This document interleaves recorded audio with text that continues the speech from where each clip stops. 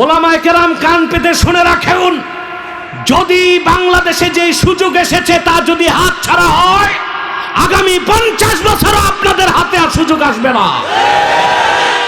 অতএব ইসলামের সুমহান স্বার্থ রক্ষায়, মুসলমানদের মৌলিক দাবিগুলো আদায়ে আর শরিয়া রাষ্ট্র তৈরি করার জন্য এই মুহূর্তেই দেশের সমস্ত ওলামায়ে কেরামকে এক প্ল্যাটফর্মে আসতে হবে বাংলাদেশে। সেজন্য ওলামায়ে কেরামকে এক হইতে হবে। আমার দেশে সমস্যা আলেমদেরকে নিয়ে, ওনারা এক হইতে শিখে নাই। ওনারা এখনো ঝগড়া করতেছে কার টুপি গোল কারটা লম্বা। মিয়া আলেমরা যদি এক না হন দেশ হারাবেন, কল্লাই তো থাকবে না। কল্লা না থাকলে টুপি কই লাগাবেন? মাসলাকগত দ্বন্দ্ব থাকতেই পারে, আমি তো আগেই বলেছি মাসলাক যার যার, দিন ইসলাম সবার, ঠিক না? মাসলাক যার যার, দিন ইসলাম সবার।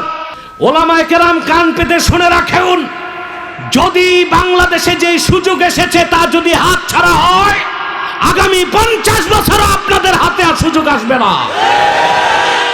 অতএব ইসলামের সুমহান স্বার্থ রক্ষায়, মুসলমানদের মৌলিক দাবিগুলো আদায়ে আর শরিয়া রাষ্ট্র তৈরি করার জন্য এই মুহূর্তেই দেশের সমস্ত ওলামায়ে কেরামকে এক প্ল্যাটফর্মে আসতে হবে বাংলাদেশে। এটা চান আপনারা? জনগণকে বাধ্য করতে হবে আলেমদেরকে। আমার মাসলাক আমার কাছে, তোমারটা তোমার কাছে। মাসলাক যার যার, দিন ইসলাম সবার। স্লোগানটা দেন, মাসলাক যার যার, মাসলাক যার যার, মাসলাক যার যার।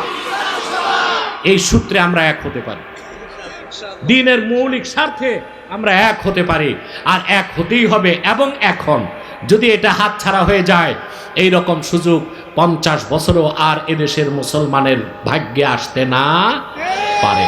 কথাগুলো বুঝতে